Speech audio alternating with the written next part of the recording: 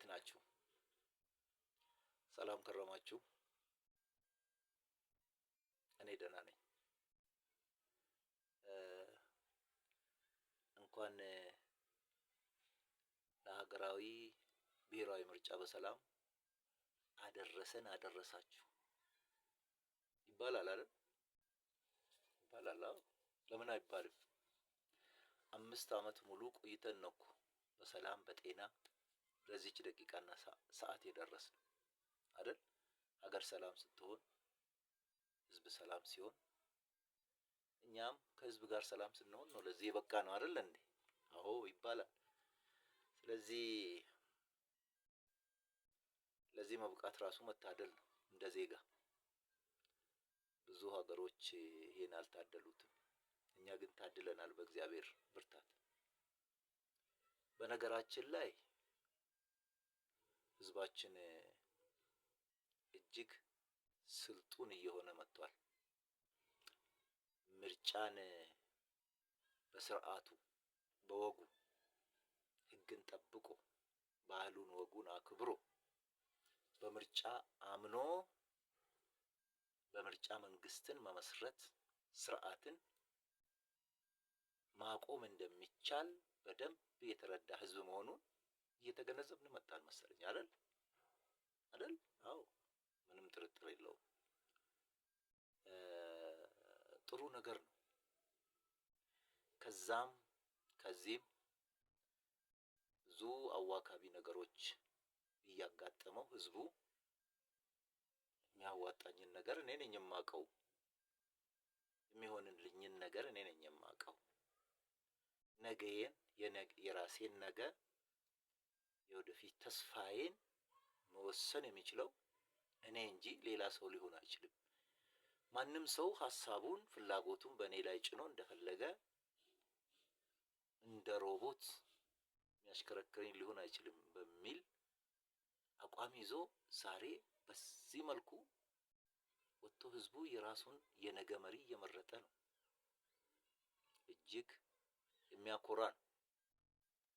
በእኔ ግምት እንግዲህ በእናንተ ግምት አላውቅም። ብዙ ከነ ስንክሳሩ ከነ አንዳንድ ችግሩ ቢሆን መልካም ነገር ነው እያየን የመጣነው።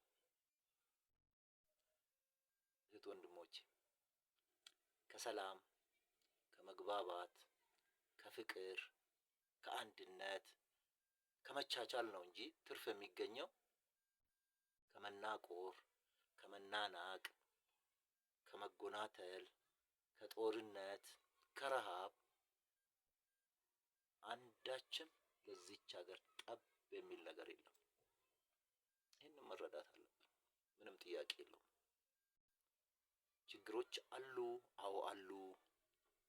እንዴት ይፈታሉ? በመግባባት በመነጋገር በመተሳሰብ በአመጽ በተንኮል በሸር በክፋት ሳይሆን ግልጽ በመነጋገር በመተቻቸት በመስተካከል በዚህ አይነት መልኩ ችግሮች ይፈታሉ። በቃ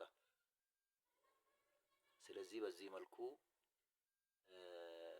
የዛሬ ምርጫ ጥሩ በሚባል ደረጃ እየተከደ ነው ያለው በኔ ትዝብት። እና እንግዲህ ኃላፊነት ሲሰጥ ስንመርጥ እኛ መራጮች እኛም አብረን ተመርጠናል። ይህንን ማወቅ አለብን። የተመረጡት ሰዎች ላይ ብቻ በርደን ሸክም ጭነን እኛ ቁጭ የምንል አይደለም። እነኚህ ሰዎች ነገ እቺን ሀገር በምንፈልገው መጠንና ሁኔታ ወደፊት እንዲያራምዱ ፍላጎታችንን እንዲያሳኩ ምንፈልግ ከሆነ እኛ ከጎን ተጨማሪ ኃይል ጉልበት ሆነን ራሳችንን ማዘጋጀት የግድ ነው የሚሆነው። የመረጥናቸው ሰዎች ያው አሸናፊ ሆነው ሲወጡ ሀገር ለመምራት ኃላፊነት የምንሰጣቸው ሰዎች ማለቴ ነው። ስለዚህ እኛም እንደ አንድ እጩ ተመራጭ ራሳችንን ማዘጋጀት አለብን ማለት ነው። ሀገር የምትገነባው ሀገር ስርዓተ መንግስት የሚቆመው እንደዛ ነው። በህዝብም በመንግስትም በመተባበር በጋራ ነው። እዚህ ላይ እንግዲህ እኔ ለዚህ ለኃላፊዎች ለሚመረጡት ለወደፊት ኃላፊነት ወስዶ ሀገር ሊመሩ ለተዘጋጁት መሪዎች ማስተላልፈው መልእክት አንድ ትልቅ መልእክት አለኝ። ባለፉት 5 ዓመታት ጥሩ እጅግ አርኪ የሚያመረቃ ስራዎች ተሰርተዋል። ምንም ጥርጥር የለውም።